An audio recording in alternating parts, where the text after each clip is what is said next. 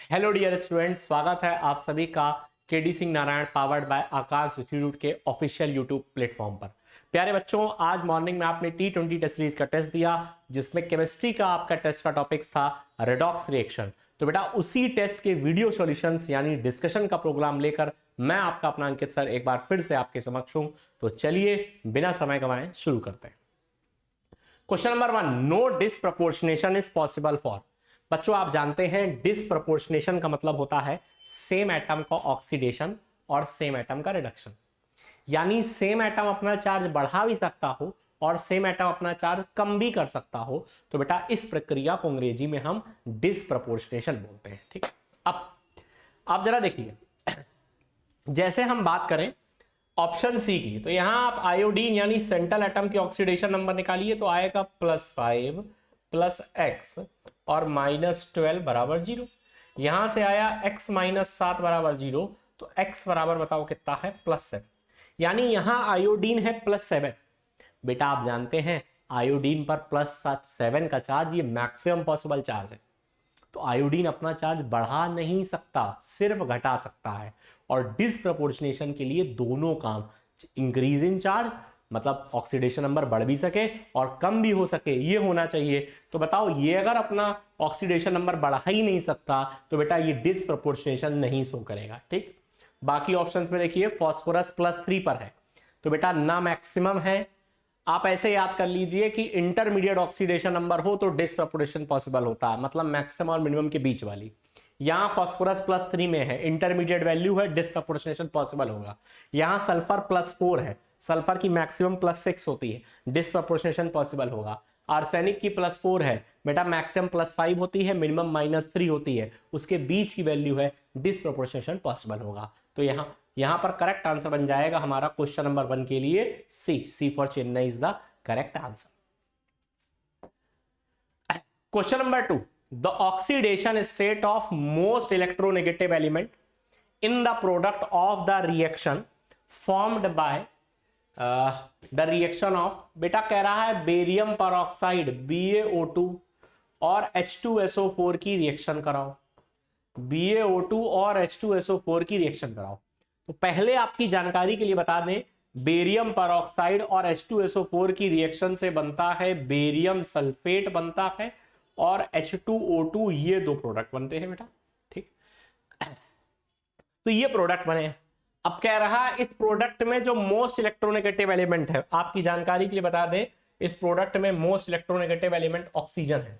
ठीक, तो कह रहा उसकी क्या क्या ऑक्सीडेशन नंबर है। बेटा बेरियम सल्फेट में ऑक्सीजन की ऑक्सीडेशन नंबर -2 है और पर ऑक्साइड, बेटा आप जानते हैं पर ऑक्साइड मतलब O2 -2, तो 2 एटम पे -2 तो एक पर कितना -1। तो बेटा हाइड्रोजन पर ऑक्साइड में ऑक्सीजन की ऑक्सीडेशन नंबर कितनी है -1। तो प्रोडक्ट में मोर इलेक्ट्रोनेगेटिव एलिमेंट ऑक्सीजन की -2 और -1 है, -2 और -1, ऐसा आंसर बेटा ऑप्शन संख्या डी है। तो D is the correct answer. ठीक, चलिए question number 3, the equivalent weight of hypo मतलब यही Na2H2O3 का इक्विवेलेंट वेट पूछा गया है। ठीक है, इन द फॉलोइंग रिएक्शन, ये जो दी गई रिएक्शन है इसमें आपको हाइपो का इक्विवेलेंट वेट बताना है। बच्चों आप सब जानते होंगे, मुझे उम्मीद है कि इक्विवेलेंट वेट निकालने के लिए जो जनरल फॉर्मूला हमारे पास होता है वो equivalent weight is equals to molecular weight बटे n factor. Equivalent weight is equals to molecular weight बटे एम फैक्टर। अब देखिए मॉलिक्यूलर वेट को तो यहां पर डायरेक्ट एज इट इज रखा, अगर आपको एन फैक्टर निकालना और आ जाए तो काम हो गया। जरा Na2H2O3 में ऑक्सीडेशन नंबर निकालिए, -6 और +2, -6 और +2 -4। तो बेटा यहां आएगी सल्फर की ऑक्सीडेशन नंबर +2 आएगी, आप एक बार चेक कर लीजिए। ठीक, यहां निकालिए -6 +2, सॉरी -8 +2 -6, यहां आएगी सल्फर की, बताओ कितना बेटा +6। तो यहां से यहां जाने पर बताओ सल्फर का चार्ज बढ़ रहा है, कहने का मतलब बताओ उसका ऑक्सीडेशन हो रहा है। और कहीं भी ऑक्सीडेशन या रिडक्शन हो रहा हो तो मेरे बच्चों एन फैक्टर निकालने का जो तरीका होता है वो होता है चेंज इन ऑक्सीडेशन नंबर, यानी जिसकी ऑक्सीडेशन नंबर बदल रही है उसमें कितना बदलाव आया और जिसकी ऑक्सीडेशन नंबर बदल रही है इनटू नंबर ऑफ एटम, यानी उस एलिमेंट के कितने एटम हैं। ठीक, तो बताइए चेंज 2 से 6 में जाना, बच्चा बताओ क्या बदलाव कितने का आया, 4 का आया। बताओ सल्फर के एटम कितने हैं, 2 हैं, तो 4 इंटू 2 यानी एन फैक्टर कितना हो गया बेटा 8। तो बताओ हाइपो का इक्विवेलेंट मास कितना हो गया, मॉलिक्यूलर वेट अपॉन 8। तो क्वेश्चन संख्या 3 के लिए correct Uttar will be option संख्या डी। आई होप आपको अच्छे समझ में आ गया होगा, इंटरेस्टिंग सवाल था। क्वेश्चन नंबर 4 एक बार फिर से आपके सामने स्क्रीन पर, what weight of HNO3 is needed to convert 63। अच्छा, HNO3 का वेट पूछा है, माना W ग्राम, इसके बारे में दिया है कितना ग्राम, मतलब सीधा सीधा कह रहा है 62 ग्राम P4 फास्फोरस से रिएक्शन के लिए कितना HNO3 का मास चाहिए। बेटा आपको मैं सिंपल बात बताऊं, ये लॉ ऑफ ग्राम इक्विवेलेंस पर बेस्ड क्वेश्चन है। लॉ ऑफ ग्राम इक्विवेलेंस कहता है जो दो लोग रिएक्शन करते हैं उसमें पहले वाले के जितने ग्राम इक्विवेलेंट खर्चा होते हैं दूसरे वाले के भी उतने ही ग्राम इक्विवेलेंट खर्चा होते हैं। बोलो बोलो, मैंने क्या बोला, पहले वाले के जितने ग्राम इक्विवेलेंट या मिली इक्विवेलेंट खर्चा होते हैं दूसरे रिएक्टिंग सब्सटेंस के भी उतने ही ग्राम इक्विवेलेंट या मिली इक्विवेलेंट खर्चा होते हैं। आओ भाई लगा दे। तो लॉ ऑफ ग्राम इक्विवेलेंट कहता है number of gram equivalents of P4 is equals to, बताओ क्या, number of gram equivalents of HNO3। जितने ग्राम इक्विवेलेंट P4 के खर्चा होते हैं उतने ही ग्राम इक्विवेलेंट किसके खर्चा होते हैं, HNO3 के खर्चा होते हैं। आओ अब तो डाटा पुट करना बचा है। ठीक, इक्विवेलेंट निकालने का अगर वेट दिया हो तो भैया बताओ 62 ग्राम वेट दिया, weight upon equivalent weight. Equivalent wait होता है मॉलिक्यूलर वेट, ये हुआ 31 इंटू 4 है ना, अपॉन एन फैक्टर। बेटा देखो फास्फोरस 0 से जा रहा +5 में, अभी भी बताया तो बताओ 0 से 5 में जाना, बोलो बोलो कितने का बदलाव, 5 यूनिट का बदलाव। लेकिन ये तो एक एटम के लिए 5 का बदलाव, बोलो 4 एटम के लिए कितने का बदलाव, 20 का बदलाव, है ना, बिल्कुल सही। तो एन फैक्टर हो गया 20 इक्वल्स टू HNO3 का मास निकालना है तो चलिए W मान लिया, HNO3 का वेट ये निकालना है, weight upon equivalent weight. Equivalent wait फिर से मॉलिक्यूलर वेट बटे बताओ क्या, एन फैक्टर। तो ये हुआ इसका मॉलिक्यूलर वेट, बताओ कितना, 63 अपॉन एन फैक्टर। देखें तो यहां नाइट्रोजन था +5 में, यहां नाइट्रोजन गया 4 में, तो 5 से 4, बोलो बोलो कितने का चेंज, 1 का चेंज, और एक ही नाइट्रोजन है, एन फैक्टर भी कितना हो गया 1। ठीक है, आइए निकाल लीजिए यहां से वेट ऑफ HNO3 निकालो, बताओ कितना आएगा। ठीक है, यहां से जब वेट ऑफ HNO3 निकालोगे तो कितना आएगा, वो हो जाएगा 62 इंटू 5, है ना, 62 इंटू 5 अपॉन 31, और ऊपर जाके मल्टीप्लाई में 63 और हो जाएगा। तो बेटा 2 बार में ये चला गया, ये हो गया 10 इंटू 63, 10 इंटू 63 ग्राम आया HNO3 का वेट। कहने का मतलब 630 ग्राम आ गया, और 630 ग्राम बेहद खूबसूरत आपको ऑप्शन संख्या बी में दिख रहा है। तो correct answer for question 4 will be option संख्या बी। चलिए आगे बढ़ते हैं, बहुत सिंपल सवाल था। क्वेश्चन नंबर 5, क्वेश्चन नंबर 5 में भैया कुछ भी नहीं है, आइए जरा बैलेंसिंग का खेल है सारा। ठीक, बैलेंसिंग का खेल है, ये पहला सवाल है बैलेंसिंग का। मैं इस सवाल में आपको सवाल के माध्यम से बैलेंसिंग याद दिला देता हूं, हो सकता है मैं उसके बाद डायरेक्ट भी करूं तो आप पकड़ लेंगे। ठीक है, देखिए यहां है IO3-, ठीक है, एक रिएक्टेंट IO3- है, दूसरा रिएक्टेंट I- है। H+ मतलब एसिडिक मीडियम, थोड़ी देर के लिए H+ हटा दीजिए, और राइट साइड में प्रोडक्ट में I2, इतना मेन है। आइए, जब भी आपको रिएक्शन को बैलेंस करना हो, एक मस्त जुगाड़ बता रहा हूं, जिंदगी भर याद रखिएगा, मजा आएगा, स्वाद आएगा, सवाल आएंगे। IO3- में देखो आयोडीन यहां था +5 में, 5 से 0 में जाना, बोलो 5 का चेंज, यहां कितने एटम, एक एटम, तो बताओ इसका एन फैक्टर आ गया दोस्त 5। -1 से 0 में जाना, 1 का चेंज, और I- में एक एटम, इसका आ गया एन फैक्टर 1। जो भी एन फैक्टर आए उसका आप कर दो क्रॉस मल्टीप्लाई, बोलो क्या कर दो, क्रॉस मल्टीप्लाई। मतलब ये हो गया 1 ऑफ IO3- प्लस, बताओ बेटा क्या कर दो, 5 ऑफ, बताओ क्या, I- गिव्स I2। जब आप इतना कर लो तो इसके बाद यकीन मानिए सवाल हो गया है। बस आपको मेरी चंद बातें और याद रखनी है, और वो चंद बातें ये हैं, सबसे पहले मेन एटम बैलेंस करना है। मेन एटम का मतलब होता है ऑक्सीजन और हाइड्रोजन को छोड़कर जो भी एटम होते हैं वो मेन एटम होते हैं। नंबर 2 पर ऑक्सीजन को बैलेंस करना है। ऑक्सीजन को बैलेंस करने के लिए H2O का सहारा लेते हैं, जानकारी के लिए बताता जाता हूं। और नंबर 3 पर लास्ट में हाइड्रोजन एटम को बैलेंस करना है। हाइड्रोजन को बैलेंस करने के लिए H+ का सहारा लेते हैं। ठीक, अब आओ यहां कितने थे बताओ, 5 और 1 6 आयोडीन थे, तो यहां 6 बनाने के लिए क्या 3 लगाना पड़ेगा? बिल्कुल 3 लगाना पड़ेगा।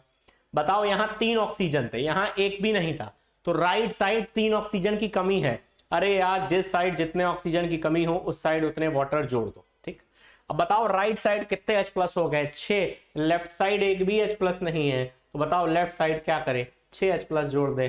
मुस्कुराओ, रिएक्शन बैलेंस हो गई है। आओ देखते हैं क्या पूछा था। I- का कोफिशिएंट 5, यही है A की वैल्यू 5, यानी ये आंसर हो सकता है, ये हो सकता। H+ का कोफिशिएंट हमारा बना है B, H+ का कोफिशिएंट 6, H+ का कोफिशिएंट 6। इतना ही मैच करने से पता चल गया क्वेश्चन नंबर 5 के लिए हमारा करेक्ट आंसर होगा A फॉर आगरा। उम्मीद है बेटा आपको समझ में आ गया होगा, अच्छे समझ में आ गया होगा।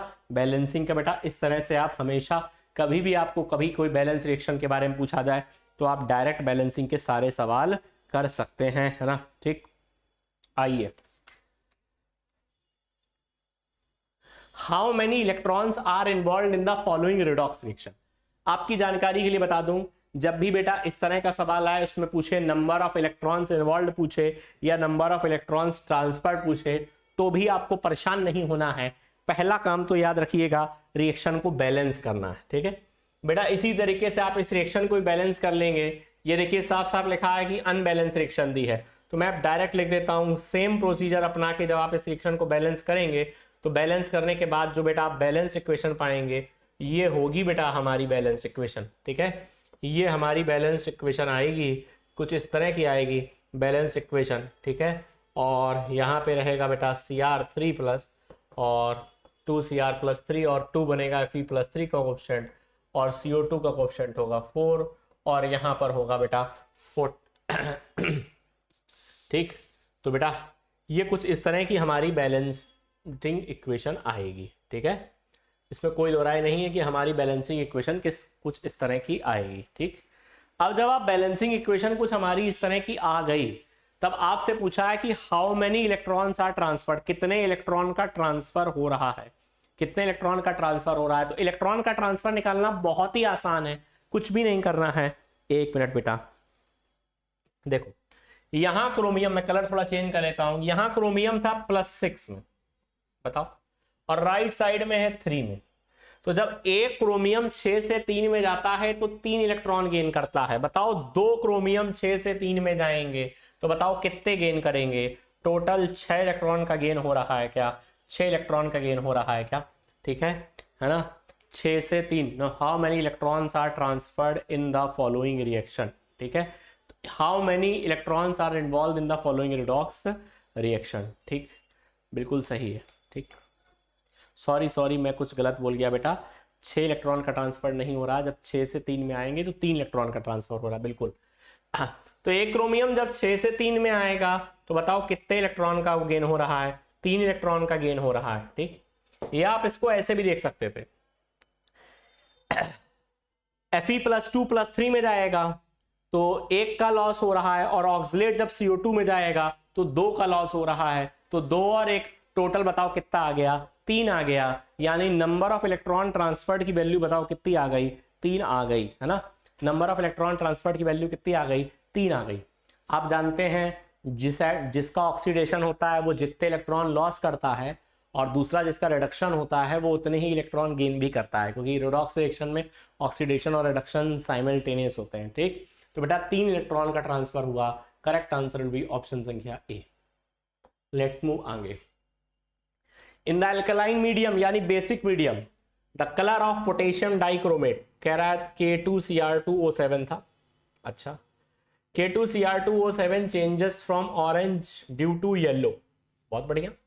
ठीक, due to formation of potassium chromate, potassium chromate बन जाने के कारण ऐसा होता है। ठीक, जो सवाल बोलता जा रहा है वो लिखते जाइए। तो कह रहा है इस प्रोसेस में कितना क्रोमियम पर चेंज आया। अरे क्रोमियम का पहले ऑक्सीडेशन नंबर था +6 और बाद में भी कितना है? +6, अरे तो पहले भी ऑक्सीडेशन नंबर 6 थी, बाद में भी 6 है, यानी ऑक्सीडेशन नंबर चेंज ही नहीं करी। अब आपसे जबरदस्ती कोई पूछे कितने का बदलाव आया, तो बताओ क्या ये नहीं कह देंगे क्रोमियम के ऑक्सीडेशन नंबर में जो चेंज आया है वो नहीं आया, यानी 0 का आया। तो बताओ correct answer will be option संख्या D. Question number 8 sorry, the equivalent weights of phosphoric acid यानी H3PO4 इन द रिएक्शन। अब देखिए बेटा, अगर आप यहां ध्यान से देखें तो H3PO4 ने एक ये बनाया और इस प्रोसेस में एक H+ का लॉस किया। क्या किया बताओ? एक H+ का लॉस किया है। कोई एसिड जितने H+ का लॉस करता है वही उसकी बेसिसिटी या वही वैल्यू उसका एन फैक्टर कहलाती है। ऐसे ही बेस के केस में कोई बेस का मॉलिक्यूल जितने OH- रिलीज करता है वो बेटा उसकी कहलाती है एसिडिटी या एन फैक्टर। तो अगर एक H+ का लॉस किया है तो बताओ H3PO4 का एन फैक्टर या बेसिसिटी बताओ किसके बराबर है? 1 के बराबर है। और बच्चों इस वीडियो में मैं पहले ही आपको बता चुका हूं कि इक्विवेलेंट वेट बराबर बताओ कितना होता है। इक्विवेलेंट वेट बताओ क्या होता है? Molecular weight m upon n factor कितना? 1। तो बताओ मॉलिक्यूलर वेट H3PO4 का कितना हुआ? 98 अपॉन एन फैक्टर 1। तो बताओ इक्विवेलेंट मास कितना हो गया? 98। और 98 बताओ करेक्ट ऑप्शन इज ऑप्शन संख्या डी। क्वेश्चन नंबर 9 बेटा, इस तरह के जो क्वेश्चन 9 है बड़ा ही स्पेशल क्वेश्चन है। इस तरह के क्वेश्चन को करने के लिए मैं अपने बच्चों को क्लास में एक स्पेशल तरह का शॉर्टकट सिखाता हूं, और वो शॉर्टकट मैं चाहता हूं कि आप ऐसे बच्चे जो YouTube के माध्यम से हम लोगों से देख रहे हैं वो लोग भी सीख जाएं। तो थोड़ा ध्यान से सुनिएगा, है ना। एक मेटल ऑक्साइड है, पहले देखो क्या है बच्चा? मेटेलिक ऑक्साइड यानी मेटल की ऑक्साइड है। बहुत खूबसूरत बात, ठीक है। अब एक बात बताओ, अबे भैया मेटल ऑक्साइड है तो क्या इसके अंदर दो चीजें होंगी? बताओ। एक तो इसके अंदर मेटल होगा पक्का, और ऑक्साइड मतलब बताओ दूसरी चीज इसके अंदर क्या होगी? बताओ ऑक्सीजन होगी। दो ही तो चीजें होंगी। क्वेश्चन में कह रहा है इसके अंदर 60% मेटल है। इसका मतलब समझ पा रहे हो? इसका मतलब है कि अगर 100 ग्राम मेटल ऑक्साइड का लिया जाए, बोलो कितना? 100, तो उसमें 60 ग्राम मेटल होगा। अबे 100 में 60 मेटल होगा तो बचा हुआ ही तो ऑक्सीजन होगा। तो बताओ ऑक्सीजन कितना होगा? 40 ग्राम। बोलो क्या सहमत? ठीक। अब अगर आपने हमारी बात सुन ली, मजा आ जाएगा, स्वाद आ जाएगा, सवाल आ जाएगा। क्वेश्चन में पूछा है इक्विवेलेंट वेट बताओ मेटल का। डायलॉग सुनना, बहुत सारे सवाल इसी तरह से हो जाएंगे। जिसका इक्विवेलेंट वेट निकालना हो उसका वेट ऊपर। क्या बोला? जिसका इक्विवेलेंट वेट निकालना हो उसका वेट ऊपर। मेटल का निकालना है, मेटल का वेट ऊपर, है ना। ठीक, यहां ऑक्सीजन के रेस्पेक्ट में निकालना है। जिसके रेस्पेक्ट में निकालना हो, जनरली आप जानते हैं हाइड्रोजन ऑक्सीजन या क्लोरीन के रेस्पेक्ट में निकालते थे हम लोग। तो जिसके रेस्पेक्ट में निकालना हो उसका वेट नीचे, जिसके रेस्पेक्ट में निकालना हो उसका वेट नीचे। जिसका इक्विवेलेंट मास निकालना हो उसका मास ऊपर, हाइड्रोजन ऑक्सीजन या क्लोरीन का मास नीचे। और जिसके रेस्पेक्ट में निकालना है उसके इक्विवेलेंट वेट से मल्टीप्लाई, यानी हाइड्रोजन है तो 1 से मल्टीप्लाई, ऑक्सीजन है तो 8 से मल्टीप्लाई, और नीचे क्लोरीन का मास है तो 35.5 से मल्टीप्लाई। यहाँ ऑक्सीजन है तो बताओ किससे मल्टीप्लाई? 8 से मल्टीप्लाई। ये देखो ना, 8 5 14 हो गया। अरे 60/5 आ गया। 60/5 बताओ ना, 5 से 12 बार में जाएगा क्या? तो बताओ इक्विवेलेंट वेट ऑफ मेटल कितना आ गया? 12। करेक्ट आंसर इज ऑप्शन संख्या ए। इस तरह का क्वेश्चन आपको कहीं दिखाई दे, हमारा जुगाड़ लगाइएगा, मजा आएगा आपको। Question number 10, in the following reaction the equivalent weight of AS2O3 is. ठीक, the equivalent weight of AS2O3 is, ये जो इक्विवेलेंट वेट है इसका AS2O3 का, ये क्या होगा? ठीक, मैं आपकी जानकारी के लिए बता दूं, ठीक है। यहां पे आर्सेनिक है +2 में, आर्सेनिक सल्फर है -3। बहुत बढ़िया। राइट साइड देखिए आर्सेनिक है +5 में और यहां सल्फर है +6। बहुत बढ़िया, इधर देखते जाइए, मजा आएगा। +2 से +5 में जाना बताओ क्या कहलाता है बेटा? ऑक्सीडेशन। और आर्सेनिक है +3 में, सल्फर है -2। -2 से +6 में जाना बताओ, ये भी तो क्या कहलाता है? ऑक्सीडेशन। तो एक ही मॉलिक्यूल के अंदर दो एलिमेंट का ऑक्सीडेशन हो रहा, एक आर्सेनिक का और दूसरा सल्फर का। अब मेरी बात सुनो सुनो सुनो, एक ही मॉलिक्यूल के अंदर दो एलिमेंट का ऑक्सीडेशन, दोनों का क्या हो, ऑक्सीडेशन, या दोनों का रिडक्शन हो, ठीक, मतलब दोनों सेम बिहेवियर शो करें, तो उस पूरे मॉलिक्यूल का एन फैक्टर निकालने का तरीका होता है दोनों चेंजेस के लिए अलग अलग एन फैक्टर निकालो और उनको जोड़ दो।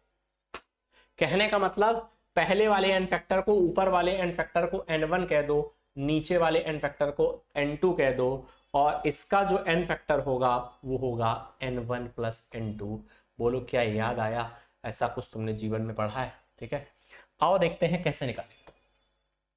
3 से 5, 3 से 5, 2 का चेंज, एक एटम है यहाँ, एन फैक्टर पहला वाला हो गया 2। -2 से 6, गलती मत करना, लोग कहते हैं 4 का बदलाव, अरे पगलवो, -2 से 0 2 कदम, 0 से 6 6 कदम, टोटल 8 यूनिट का चेंज। तो बेटा 8 का चेंज, बताओ यहाँ सल्फर के एटम कितने हैं? 3, तो 8, ये कितना हो गया बताओ, ठीक है ना। अच्छा एक और चीज, 3 से 5 में 2 का चेंज और एटम भी तो 2 हैं, तो बेटा 4, और ये हो गया 4 प्लस 24, बताओ ना 28। अब बता दो इक्विवेलेंट वेट कितना हो गया।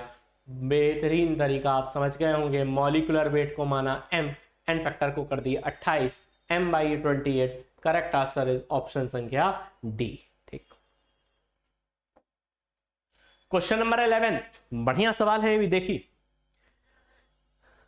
4 moles of electron are transferred to 1 mole of HNO3 when it acts as oxidant। बहुत बढ़िया, ऑक्सीडेंट का मतलब है ये खुद ऑक्सीडाइजिंग एजेंट का काम कर रहा, और सुनो जो ऑक्सीडाइजिंग एजेंट होता है वो खुद रिड्यूस होता है। वो क्या होता है? रिड्यूस, इट गेट्स रिड्यूस, और रिड्यूस होने का मतलब है वो इलेक्ट्रॉन गेन करता है, it gains electron, it gains electron. Reduce होने का क्या मतलब है? It gains electron. तो इसका मतलब ये है कि जो HNO3 है एक, है ना, यहां नाइट्रोजन था +5 में। अब बताओ अगर ये 4 मोल इलेक्ट्रॉन गेन करेगा, आप समझो नाइट्रोजन पे +5 है, और अगर आप इसमें 4 इलेक्ट्रॉन जोड़ दो तो बताओ +5 और -4, जो प्रोडक्ट बनेगा उसमें नाइट्रोजन पर क्या +1 होगा, तो मतलब जो प्रोडक्ट बनेगा उसमें नाइट्रोजन पर बताओ क्या होना चाहिए? +1 होना चाहिए। अब आप देख लो क्या आंसर हो सकता है। यहाँ 0 है, यहाँ +1 है, यहाँ +4 नहीं, ये भी नहीं हो सकता यहाँ, है ना। तो बताओ करेक्ट आंसर है ऑप्शन संख्या बी, क्योंकि ऑप्शन संख्या बी में ही नाइट्रोजन पर चार्ज बताओ कितना है? +1। तो मुझे उम्मीद है कि आपको समझ में आ गया होगा कि कैसे इस क्वेश्चन को हम लोगों ने आसानी से टैकल किया। क्वेश्चन नंबर 12, क्वेश्चन नंबर जो 12 है ये भी बढ़िया सवाल है, ये एसिड बेस रिएक्शन का सवाल है। आपके यहाँ टाइट्रेशन पर 2 तरह के सवाल आते हैं, एक जिसमें ऑक्सीडाइजिंग एजेंट और रिड्यूसिंग एजेंट की रिएक्शन होती है, और एक जिसमें किसी एसिड और बेस की रिएक्शन होती है। पर यकीन मानिए तरीका दोनों का एकदम सेम है, ग्राम इक्विवेलेंट या मिली इक्विवेलेंट को बराबर करना। आओ दोस्त सीखते हैं। 0.2 gram of dibasic acid, कोई एसिड है डाई बेसिक है, डाई बेसिक से दे दिया दोस्त की इसका एन फैक्टर कितना है? 2, बहुत बड़े। और बेस है NaOH। अब बताओ ना, बेस NaOH है, क्या करें? क्या ऐसा कह सकते हैं जितने इक्विवेलेंट एसिड के खर्चा होंगे उतने ही इक्विवेलेंट NaOH के भी तो खर्चा होंगे, तो सीधे सीधे बराबर कर दो ना दोस्त, number of equivalents of acid बराबर number of gram equivalents of, बताओ क्या? NaOH, बराबर कर दो।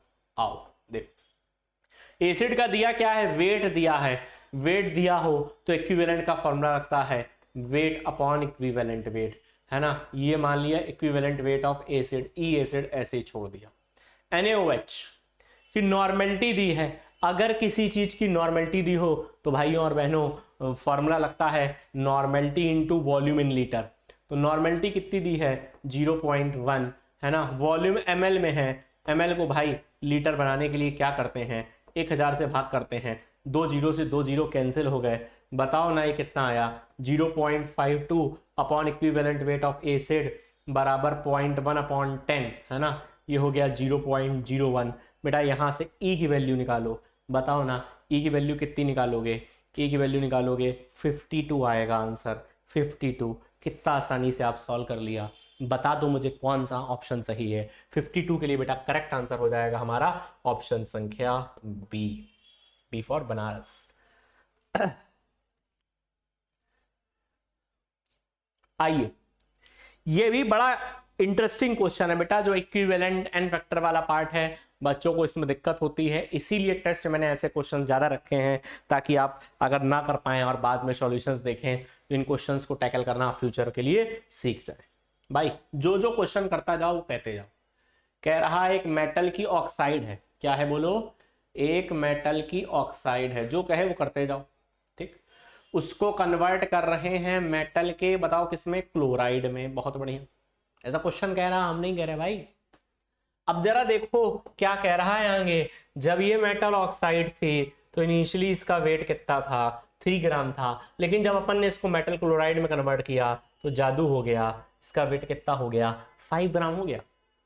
अब कह रहा है इक्विवेलेंट वेट ऑफ मेटल बताओ। ऐसे सवालों में भी कुछ तुम्हें चिंता करने की जरूरत नहीं है, इसके नंबर ऑफ इक्विवेलेंट और इसके नंबर ऑफ इक्विवेलेंट बराबर कर दो। ठीक है, मैंने क्या कहा, number of equivalents of metal oxide, equivalent of metal oxide बराबर कर दो, बताओ किसके, number of equivalents of metal chloride. अगर तुमने इतना कर लिया तो यकीन मानो मजा आ जाएगा, सवाल आ जाएगा, स्वाद आ जाएगा।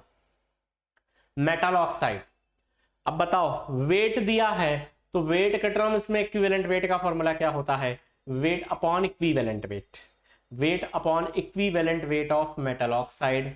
ठीक है, और बराबर बताओ वेट के टर्म्स में इसका फॉर्मूला क्या होता है, 5 upon equivalent weight of metal chloride.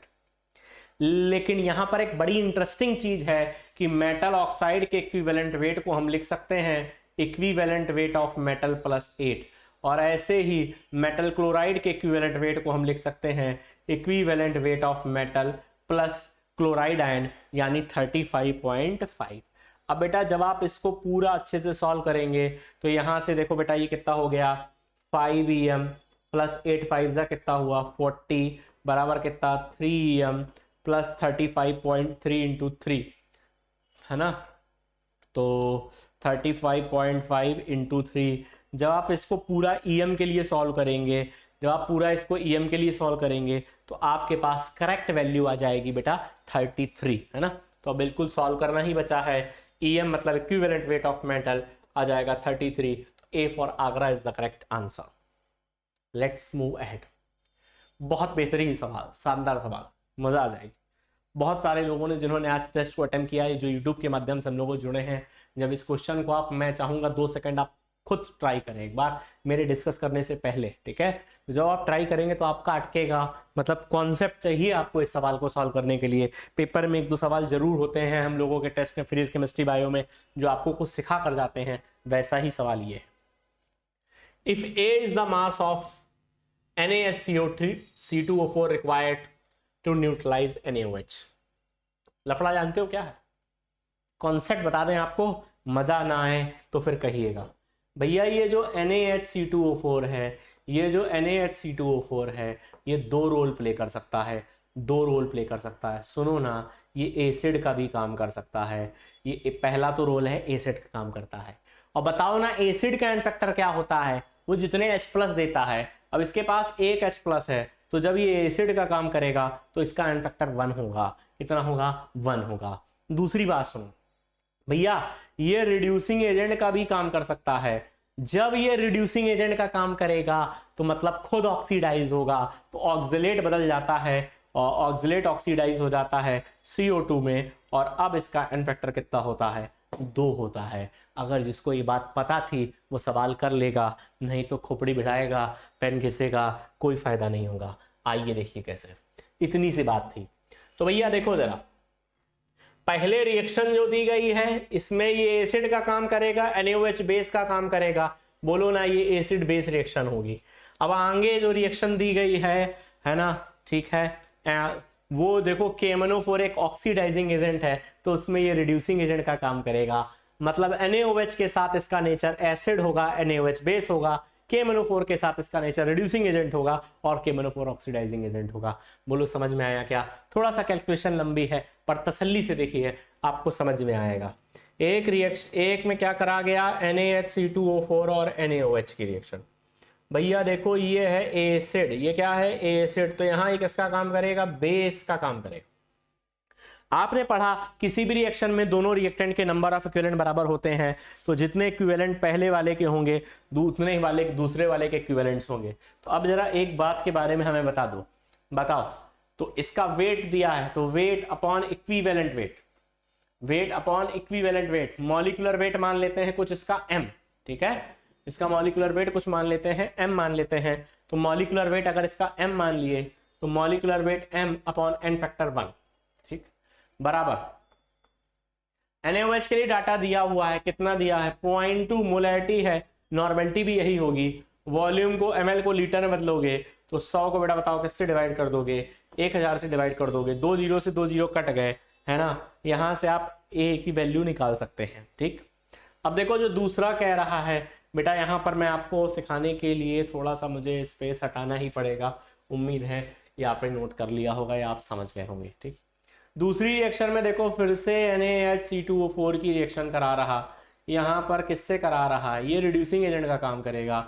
KMnO4 दोस्त किसका काम करेगा, KMnO4 किसका काम करेगा, ऑक्सीडाइजिंग एजेंट का काम करेगा, ठीक।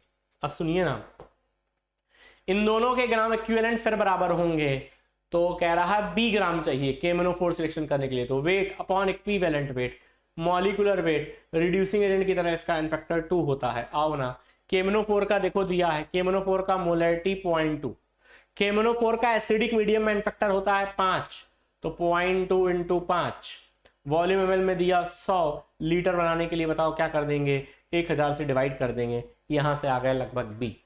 पूछा गया है कि बताओ जो NaOH सिलेक्शन करने के लिए चाहिए था वो A ग्राम चाहिए था, जो KMnO4 सिलेक्शन करने के लिए चाहिए था B ग्राम चाहिए था, बताओ A और B में क्या रिलेशनशिप आएगा।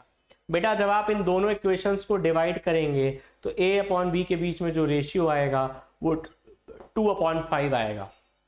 मतलब ये जो तीनों ऑप्शंस में रिलेशन दिए हुए हैं ये सभी गलत हैं, है ना, तो करेक्ट आंसर बताओ हमारा क्या हो जाएगा, ऑप्शन संख्या डी हो जाएगा। थोड़ा सा कंफ्यूजिंग सवाल था पर बहुत ही आसान तरीके से मैंने आपको सिखाने की कोशिश करी, उम्मीद है आप सीख गए होंगे। क्वेश्चन नंबर 5 बहुत बढ़िया सवाल है, ये तो नीट का PYQ है। देखो यहाँ KMnO4 या MnO4 माइनस की रिएक्शन किससे करा रहा है दोस्त, फेरस ऑक्सलेट से करा रहा, फेरस ऑक्सलेट मतलब FeC2O4। अब देखिए KMnO4 एक ऑक्सीडाइजिंग एजेंट है, तो बताओ फेरस ऑक्सलेट किसका काम करेगा, रिड्यूसिंग एजेंट का काम करेगा। दो लोग आपस में रिएक्शन कर रहे हैं तो जितने ग्राम इक्विवेलेंट इसके खर्चा होंगे उतने ही ग्राम इक्विवेलेंट इसके भी खर्चा होंगे। आओ लगा दो, MnO4 माइनस के मोल निकालने हैं तो mole into n factor, n factor इसका KMnO4 का एसिडिक मीडियम में 5 होता है और इसका मोल 1 दिया है। फेरस ऑक्सलेट के n फैक्टर में लोग गलती करते हैं, जब ये रिड्यूसिंग एजेंट का काम करता है तो इसका n फैक्टर 2 नहीं होता है 3 होता है, यही गलती करते हैं लोग। इसका n फैक्टर होगा 3, बताओ x की वैल्यू कितनी आ गई 3/5 बोले तो 0.6 मोल, 0.6 यानी करेक्ट आंसर है ऑप्शन संख्या बी। कोई पूछे सर ये 3 क्यों होगा, कुछ लोगों के भाव में आ रहा होगा सर ऑक्सलेट पर -2 Fe पे +2, अबे ये बात सही है, लेकिन फेरस ऑक्सलेट जब सॉल्ट का काम करेगा तो उसका n फैक्टर 2 होगा, जब ये रिड्यूसिंग एजेंट होगा तो Fe +2 से +3 में जाएगा, तो एक वैल्यू यहां से आएगी, ऑक्सलेट CO2 में ऑक्सीडाइज करेगा, 2 वैल्यू यहां से आएगी, दोनों को जोड़ोगे टोटल फैक्टर 3 आएगा। बोलो मजा आया क्या? लेट्स मूव आगे। क्वेश्चन नंबर 16 एक बार फिर से आपकी स्क्रीन पर, व्हेन Cl2 गैस, ये भी नीट का PYQ आपके, react with hot and concentrated NaOH, Cl2 की रिएक्शन जब हॉट और कॉन्सेंट्रेटेड NaOH से कराई जाती है तो बेटा क्या होता है, एक तो प्रोडक्ट बनता है NaCl और दूसरा प्रोडक्ट बनता है बताओ क्या, NaClO3, ठीक। अब देखना ना, the oxidation of chlorine changes form, पहले कितनी थी 0, बाद में कितनी हुई -1 और NaClO3 में कितनी है +5। तो तो बताओ 0 से -1 जाती है एक तो रिडक्शन, और 0 से एक तो +5 जाती है। तो 0 से -1 और 0 से +5, correct answer is option b. The number of moles of KMnO4 that will be needed to react with 1 mole of sulfite ion। बहुत बढ़िया। KMnO4 आपकी जानकारी के लिए बता दें एक ऑक्सीडाइजिंग एजेंट है। बोलो कैसा एजेंट है? ऑक्सीडाइजिंग। इसका मतलब इस सल्फाइड आयन जो है वो SO3T2- सल्फाइड आयन बताओ क्या होगा? Reducing agent. अच्छा, रिड्यूसिंग एजेंट वो होता है जिसका खुद का ऑक्सीडेशन होता है। तो बताओ इसका खुद का ऑक्सीडेशन होगा तो कन्वर्ट होता है ये सल्फेट में। तो यहां पर सल्फर पे थी +4 और यहां पे सल्फर पे हो गई 6। अच्छा देखो, KMnO4 का एसिडिक मीडियम में एन फैक्टर सब लोग जानते हैं, बताओ कितना होता? 5। 4 से 6 में जाना, 2 का चेंज, 1 एटम, बताओ इसका एन फैक्टर कितना हो गया? 2। आइए निकाल देते हैं जरा, बराबर कर दें मोल इनटू एन फैक्टर कितना बताओ? 5। दोनों के ग्राम इक्विवेलेंट बराबर कर दें। इसका मोल दिया है 1, इसका एन फैक्टर कितना? 2। बताओ बेटा एक्स की वैल्यू कितनी आ गई? 2/5, 2/5, 2/5। बोले तो डायरेक्ट 2/5 भी दिया है, यानी ऑप्शन संख्या D is the correct answer. एक बढ़िया सवाल आ गया 18। बाकी लास्ट वाले 2 सवाल काफी इजी हैं, लेकिन ये बढ़िया सवाल है। काफी लंबी चौड़ी गाथा लिखी हुई है। जब आप इस गाथा को पढ़ेंगे तो आपको, फिर से मैं आपको बता रहा हूं, बड़े सवाल से घबराना नहीं होता है, अपने मतलब का डाटा एक्सट्रैक्ट करना होता है। मतलब का डाटा ये आएगा कि एक कोई कंपाउंड AB2 है, ABD है, उसकी रिएक्शन हो रही है Cr2O7 2- के साथ। बहुत बढ़िया। Cr2O7- या K2Cr2O7 ये एक ऑक्सीडाइजिंग एजेंट है। बताओ कैसा है बेटा? ऑक्सीडाइजिंग एजेंट है। तो पक्का फिर बताओ ये क्या रहा होगा? रिड्यूसिंग एजेंट रहा होगा। पूरी गाथा आप पढ़ लो, आपको यही समझ में आएगा। ठीक, अब सुनना, अगर ये लोग रिएक्शन कर रहे हैं तो क्या मैं दावे के साथ कह सकता हूं जितने ग्राम इक्विवेलेंट ABD वाले कंपाउंड के खर्चा होंगे उतने ही ग्राम इक्विवेलेंट बताओ किसके खर्चा होंगे? उतने ही ग्राम इक्विवेलेंट किसके खर्चा होंगे? Cr2O7 2- के खर्चा होंगे। ठीक, इन दोनों के ग्राम इक्विवेलेंट कर दो बराबर। क्वेश्चन में ABD के मोल दिए हैं, मोल दिए हैं, बताओ कितने दिए हैं? 3.26 इंटू 10⁻³ इंटू इंटू इंटू, यही तो लफड़े वाली चीज है, एन फैक्टर चाहिए। अच्छा सुनना, मान लो रिड्यूसिंग एजेंट है तो यहां पर बेटा ए की जो ऑक्सीडेशन नंबर है वो -n रही होगी। जब ये ऑक्सीडाइज हो गया तो मान लो इसके ऊपर चार्ज कुछ x का आ गया, तो बताओ चेंज कितने का आया? x -n का आया, यानी ये x + n बन गया। आओ बराबर, Cr2O7 - 2 के कितने मोल दिए हैं? देखो ना, ये मोल दिए हैं 1.68 इंटू 10⁻³ और K2Cr2O7 का फैक्टर तो दुनिया जानती है 6 होता है, 6 होता है। आप जब इस पूरा कुछ इक्वेशन को सॉल्व करेंगे तो यहां से एक रिलेशन आएगा x + n = 3। नई ऑक्सीडेशन नंबर को हमने x माना है, तो बताओ नई ऑक्सीडेशन नंबर x कितना हो गया? 3 - n, यानी correct answer will be option b. ठीक, बहुत लैंग्वेज वाला क्वेश्चन लग रहा है लेकिन है कंसेप्ट। ठीक है, ट्रिकी क्वेश्चन। क्वेश्चन नंबर 19 बढ़िया सवाल है। Equivalent weight of H3PO2, H3PO2 का इक्विवेलेंट वेट बताइए। कब बताइए? जब वो डिस्प्रपोर्शनेट हो रहा किसमें? PH3 में और H3PO3 में हो रहा। ठीक, आइए देखिए, था डिसप्रपोर्शनेशन रिएक्शन में कभी आपको एन फैक्टर निकालना हो, आपने जो तरीका पढ़ा उसको भूल जाइए, मेरा वाला तरीका लगाइए। मेरा वाला तरीका क्या है? N factor in oxidation, n factor in reduction, NO × R, है ना, NO + NR, ये लगाइए। आप देखिए, है ना, बहुत तेज आंसर्स आएंगे आपको। ऑक्सीडेशन वाला एन फैक्टर इंटू रिडक्शन वाला एन फैक्टर अपॉन दोनों का सम। आओ, यहाँ फॉस्फोरस है +1, यहाँ फॉस्फोरस है -3, यहाँ फॉस्फोरस है +3। बताओ +1 से -3 ये है रिडक्शन और +1 से +3 बताओ ये क्या है? ऑक्सीडेशन। आओ देखो जरा, ऑक्सीडेशन +1 से +3 1 का चेंज, ऑक्सीडेशन वाला एन फैक्टर कितना है? 1। रिडक्शन वाला एन फैक्टर +1 से -3 4, तो 1 × 4 अपॉन 1 + 4। बताओ एन फैक्टर कितना आ गया?